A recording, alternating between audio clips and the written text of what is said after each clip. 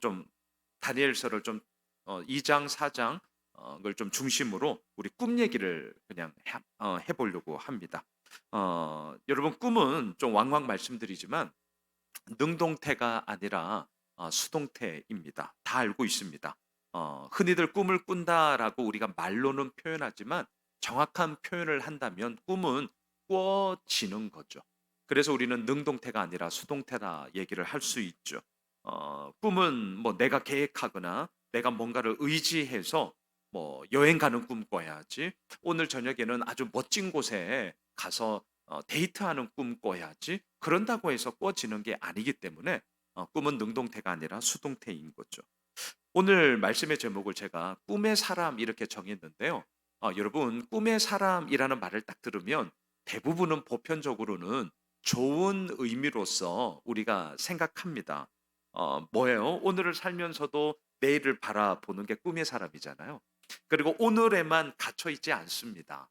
하나님께서 열어주실 그 소망을 붙잡고 우리가 한 걸음 한 걸음 내딛어 나아가면서 오늘보다는 더 나은 내일 분명히 맞거든요.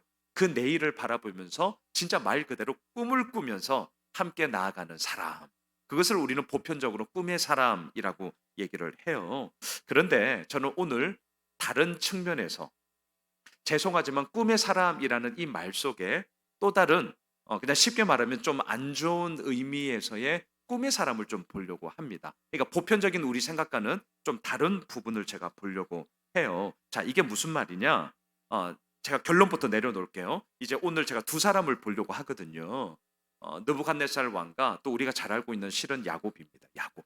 자, 이 두 사람의 특징이 있어요. 자신의 힘으로 뭔가를 해야만 직성이 풀리는 사람.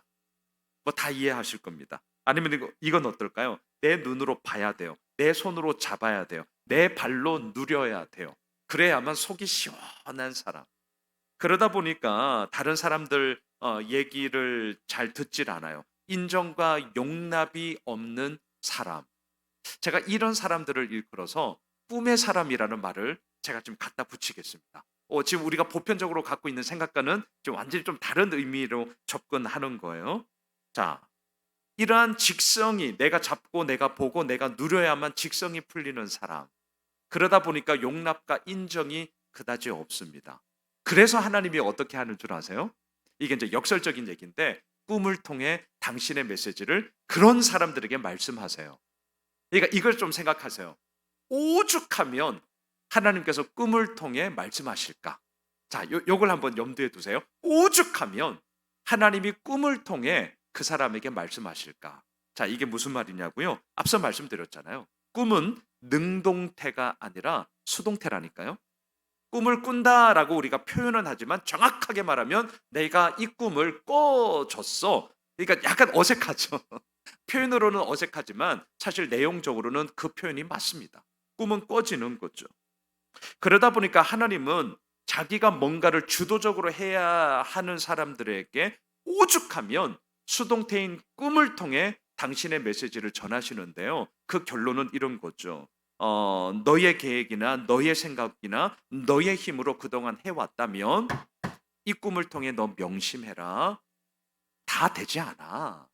이제부터는 이 꿈의 내용처럼 내가, 너가 아니라 내가 이루며 내가 행할 거야. 이걸 꿈의 메시지를 통해서 말씀해 주시더라. 자, 오늘 본문에 나오는 느부갓네살 왕이 정확하게 꿈의 사람이에요. 여러분 우리가 다니엘서 이제 주일 강단에서는 이제 어느새 오는 주일이면 이제 10장 이제 9월 첫 주까지 하고 이제 또 신약으로 좀 넘어가서 지금 계속 이제 이번 주까지 좀 마무리해서 정해서 준비하려고 하거든요. 어, 꿈의 사람은 다니엘서에 나오는 꿈의 사람은요. 다니엘이 아닙니다. 다니엘은 환상을 보았지 정확하게 말하면 꿈을 꾼 건 아니거든요. 누가 꿈의 사람이었느냐? 오늘 보게 되는 느부갓네살 왕이 꿈의 사람입니다. 정확하게 두 번이나 꿈을 꾸잖아요. 자, 첫 번째 꿈 한번 기억해 보시겠습니까? 다니엘서 2장에 나옵니다. 큰 신상의 꿈이 나왔습니다. 머리는 금이었습니다. 가슴과 두 팔은 은이었습니다. 배와 넓적다리는 노시였습니다. 종아리는 쇠였고요. 한쪽 발은 쇠고 한쪽 발은 진흙이었습니다. 하여튼 큰 신상이었어요. 우리는 알고 있습니다. 이 신상의 꿈의 메시지가 뭔 줄 아세요? 자, 자막을 한번 보셔요. 다니엘서 2장 44절에서 정확하게 하나님이 이 꿈의 메시지가 뭔지를 이렇게 말씀하셨습니다. 같이 읽겠습니다. 이 여러 왕들의 시대에 하늘의 하나님이 한 나라를 세우시리니 이것은 영원히 망하지도 아니할 것이요 그 국권이 다른 백성에게로 돌아가지도 아니할 것이요 도리어 이 모든 나라를 쳐서 멸망시키고 영원히 설 것이다. 그렇습니다. 그래서 이 2장의 꿈이 다니엘서 7장 이하에 지금 우리가 주일마다 보고 있는 환상의 내용을 통해서 똑같이 오버랩되는 겁니다. 한마디로 뭡니까? 이 땅에 여러 나라들이 있는데 흥망성쇠를 통해서 다 지나가더라. 예, 뭐 누가 봐도 다 아는 내용이죠. 하지만 영원히 망하지 않는 나라, 영원히 멸하지 않는 나라, 주권과 나라의 국권을 결코 잃어버리지 않는 영원한 나라가 있으니 그 나라는 내가 다스리는 하나님의 나라다. 예, 이것을 명확하게 꿈을 통해서 보여줬거든요. 그러면 어떻습니까? 이 정도쯤 되면 하나님 믿어라. 하나님 잘 섬겨라. 하나님께 엎드려. 너희의 구할 바가 있니? 오늘 이 저녁처럼 기도해. 자, 이제 이렇게 가야 하는 게 이제 우리의 모습일지언데, 이 꿈을 꾼 느부갓네살 왕 어떻게 한 줄 아시잖아요. 자막을 보십시오. 3장 1절 같이 읽겠습니다. 느부갓네살 왕이 금으로 신상을 만들었으니 높이는 60규빗이요 너비는 6규빗이라 그것을 바벨론 지방의 두라 평지에 세웠더라. 아이고, 이 꿈의 메시지가 명확한데 엉뚱한 짓 하고 있습니다. 진짜 꿈에서 나온 큰 신상, 뭐 높이가 이 정도였겠습니까? 하지만 자기 딴에는 높이 60규빗, 한 30m, 너비 3m 큰 신상을 만들어요. 그리고 여러분 아시죠? 금으로 신상을 만들었다. 이거는 제가 몇 번 말씀드렸잖아요. 꿈에서는 금, 은, 놋, 쇠, 진흙 다양한 재료로 그 신상이 나왔는데 현실에서는 머리부터 발끝까지 온통 금으로 만들어 버립니다. 뭘 의미하는 겁니까? 내가 이 꿈 현실에서는 내가 뒤집어 엎을 거야. 내가 만들 거야. 내가 이룰 거야. 내가 하면 돼. 느부갓네살 왕이 꿈의 사람인데 우리의 보편적인 꿈의 사람의 의미와는 완전히 다르죠. 내가 뭔가를 잡아야만 직성이 풀리는 사람. 내 손으로 잡고 내 눈으로 보고 내 발로 누려야만 뭔가를 풀어가고 또한 그것 가운데서 힘을 얻는 사람. 전형의 모습이 우리가 느부갓네살 왕을 통해 보게 되는 거죠. 자, 이게 첫 번째 꿈이었어요. 두 번째 꿈 내용을 우리가 보고 있습니다. 아름다리 큰 나무가 있습니다. 잎이 무성합니다. 열매가 주렁주렁 맺혔습니다. 그 밑에 사람들이 와 쉼을 얻습니다. 심지어는 들짐승이 옵니다. 새들이 날라와 깃들입니다. 얼마나 평화로운지 모릅니다. 하지만 하루는 하늘에서 한 거룩한 자가 내려오더니 밑둥만 남겨놓고 그루터기만 남겨놓고 싸그리 다 제하여 버렸습니다. 자, 이 꿈의 내용이 뭔지 다 아시잖아요. 7년 동안의 정신질환을 앓고 난 후에야, 오늘 새벽에도 나누었잖아요. 생고생을 한 후에야, 그때서야 하나님은 교만함이 아닌 능히 낮추시는 겸손함으로 우리를 이끄시는 분이다라는 것을 알게 되지 않았겠습니까? 자, 이쯤 되면 천부여 의지 없어서 두 손 들고 옵니다. 이렇게 될 것 같잖아요. 자막을 한번 보실까요? 다니엘서 4장 29절입니다. 같이 한번 읽으시죠. 12달이 지난 후에 내가 바벨론 왕궁 지붕에서 거닐세. 12달, 1년이 지났습니다.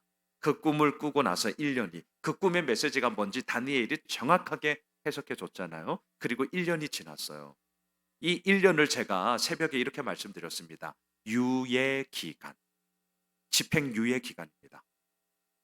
왜 집행 유예 기간을 줬습니까? 이건 진짜 하나님의 은혜인데요. 돌이켜, 회개해. 너 그러면 안 돼. 너 빨리 엎드려야 된다.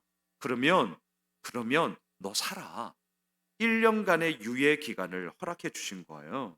하지만 느부갓네살 왕 어떻게 했냐고요? 계속 자막을 보십시오. 4장 30절입니다. 같이 읽겠습니다. 나 왕이 말하여 이르되 이 큰 바벨론은 내가 능력과 권세로 건설하여 나의 도성으로 삼고 이것으로 내 위엄의 영광을 나타낸 것이 아니냐 하였더니 보이시죠? 꿈의 사람의 특징이에요. 내 능력과 내 권세와 나의 도성과 내 위엄의 영광을 나타낸 거야. 야, 1년의 이 유예 기간이 너무 무색하죠. 너무 좀 시간이 아까워요.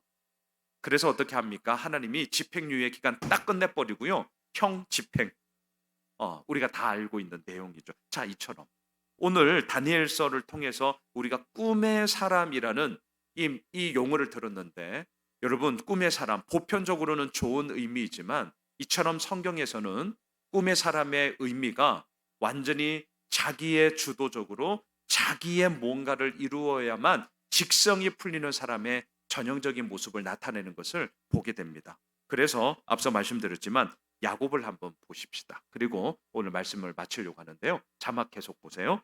창세기 28장 10절로 12절입니다. 야곱이 브엘사바에서 떠나 하란으로 향하여 가더니 한 곳에 이르러는 해가 진지라 거기서 유숙하려고 그곳에 한 돌을 가져다가 베개로 삼고 거기 누워 자더니 꿈에 본즉 사닥다리가 땅 위에 서 있는데 그 꼭대기가 하늘에 닿았고 또 본즉 하나님의 사자들이 그 위에서 오르락 내리락 하고, 장자의 축복권을 가로채기 위해 아버지 이삭을 속였습니다. 형 에서를 속였습니다. 야곱, 이름이 발 뒤꿈치를 잡는 자예요. 오늘 본문에 나오는 느부갓네살과 별반 다를 것 없습니다. 이런 그대로 야곱은 뭐든지 잡아야만 했습니다. 뭐든지 잡아야만 했어요. 느부갓네살 왕 못지않게 자기의 눈으로 보고 자기 손으로 잡고 자기 발로 누려야만 직성이 풀리는 사람. 하지만 그러했던 야곱이 도망을 가게 되었고요. 처음으로 그의 인생 가운데 하나님을 만나는 경험을 합니다. 근데 잘 보세요. 야곱, 뭐든지 잡아야만 직성이 풀리는 사람에게 하나님은 어떻게 처음으로 나타나시느냐? 꿈으로 나타나셨다는 사실. 그래서 제가 앞서 이런 표현 했어요. 오죽하면, 이거 잊지 마세요. 오죽하면 하나님이 꿈으로 말씀하실까? 이것은 무슨 말입니까? 그만큼 자기가 해야만 직성이 풀리는 사람이었는데 전적으로 수동태로 이루어지는 꿈을 통해서 하나님은 야곱에게 말씀하시더라. 만일 이 꿈이 아니라 다른 뭔가 일을 하다가 이러한 놀라운 일이 벌어졌다면 야곱의 이 성품상으로는 내가 했으니까 그렇지 뭐. 에이, 아니야. 이건 그냥 우연일 거야. 그리고 내가 한 결과물 아니겠어? 분명히 이렇게 나옵니다. 그러니까 꿈을 꾸는 메시지를 통하여서 자기가 어찌할 바를 할 수 없는, 전적으로 개입할 수 없는 그 여지 속에 하나님의 메시지가 이루어지더라. 자, 이제 정리해 볼게요. 오늘 아침에도 제가 이렇게 말씀을 드렸습니다. 글자를 쓰는 손가락, 제가 오늘 말씀의 제목으로 잡았잖아요, 새벽에. 하나님은 우리의 삶 가운데 의미 있는 일을 주시는데 그게 좋은 거든 나쁜 거든 다들 아시잖아요. 하나님이 내 삶에 개입하신 결과죠. 그러니까 이 벨사살 왕, 느부갓네살 왕의 아들 벨사살에게도 사람 손가락이 막 나타나더니 막 글자를 쓰는 거예요. 아주 의미 있는 일이죠. 두렵고 무섭고 떨리는 의미로서 그에게 다가왔습니다. 왜 그렇게 하셨을까요? 정신 못 차리는 벨사살에게 그렇게라도 해야 이 사람이 알아차리고 뭔가를 할 수 있을 거다는 기대감을 가지고 나타나신 것 아니겠습니까? 호렙산에 있던 모세에게는 모세야 하나님이 직접적으로 말씀하심으로 나타나셨습니다. 다메섹 도상으로 가고 있는 사울에게는 사울아 어찌하여 네가 나를 핍박하느냐? 누굽니까? 네가 핍박하는 예수다. 예, 나타나셨죠. 또는 어떻습니까? 하나님의 사람 제사장들과 선지자들을 통하여 하나님은 대언하기도 하셨습니다. 홍해가 갈라지고 만나와 메추라기가 떨어지고 반석에서 물이 나고 상황과 환경을 통해서도 하나님은 말씀하셨습니다. 그리고 우리가 오늘 보고 있는 것처럼 꿈을 통해서도 하나님은 말씀하고 있습니다. 무엇을 얘기하는 것입니까? 네가 아무리 뭔가를 한다 한들 내가 컨펌하지 않으면 안 돼. 네가 하는 것 같니? 아니야. 내가 하는 거야. 라는 하나님의 주권적인 주도성을 꿈이라는 매개체를 통하여서 우리들에게 말씀하고 있더라. 자, 말씀을 정리할게요. 꿈의 사람. 오늘 두 가지 의미만 꼭 기억해 주십시오. 우리가 가장 대표적으로 알고 있는 요셉처럼 좋은 의미에서의 꿈의 사람 분명히 있습니다. 오늘을 살지만 하나님을 소망하며 그 하나님이 열어가시는 내일을 바라보면서 가는 꿈의 사람, 우리 모두가 그렇게 되어야 하죠. 하지만 오늘 본문에 나오는 것처럼 느부갓네살 왕 또는 야곱처럼 내 손으로 잡아야만 직성이 풀리는 꿈의 사람. 그런데 여러분, 괜찮습니다. 이 말이 좀 위험할 수도 있는데 아니요, 괜찮아요. 왠 줄 아십니까? 하나님은 그 사람의 방식대로, 그 사람이 깨우칠 수 있는 방식대로, 중요한 것은 말씀하신다는 사실이 너무 귀한 거예요. 그러니까 하나님이 포기하지 않으세요. 우리가 깨우칠 수 있는 방식으로 하나님이 말씀하신다니까요. 그리고 그 말씀하심 속에 분명히 하나님의 뜻이 무엇인지를 우리로 하여금 오늘도 밝히 드러내 주십니다. 자, 마지막으로 자막 한번 보세요. 그래서 느부갓네살 왕이 그 7년의 정신질환을 앓고 난 이후에 본인 입으로 이렇게 고백을 합니다. 읽고 마치겠습니다. 시작. 그러므로 지금 나 느부갓네살은 하늘의 왕을 찬양하며 칭송하며 경배하노니 그의 일이 다 진실하고 그의 행하심이 의로우심으로 교만하게 행하는 자를 그가 능히 낮추심이라. 그렇습니다. 이렇게 말하던 느부갓네살이 전에는 뭐라고 얘기했습니까? 내 능력, 내 위엄의 영광스러움, 나의 도성이야. 이건 내 나라야. 하지만 하나님은요, 그가 깨우칠 수 있는 방식으로 말씀하셨다는 것을 잊지 마십시오. 그러니까 우리가 어떠한 모습인지 우리가 때로는 잘 모를 수 있습니다. 괜찮아요. 하나님은 그러한 우리를 아시사 우리가 깨우치는 방식으로 오늘도 말씀하실 것이며 앞으로도 말씀하실 겁니다. 그리고 그 말씀을 통하여 하나님은 우리에게 알게 하십니다. 교만하게 행하는 자를 하나님은 능히 낮추시사 당신의 나라의 역사만이 우리의 모든 것임을 알게 하시더라. 바라기는 오늘도 그 하나님의 큰 긍휼과 우리를 깨우치시고 우리에게 말씀하시는 하나님으로 말미암아 이 무더운 여름을 우리가 잘 이겨 나아갈 수 있는 하나님의 사람들이 되시길 주님의 이름으로 축복합니다. 우리 함께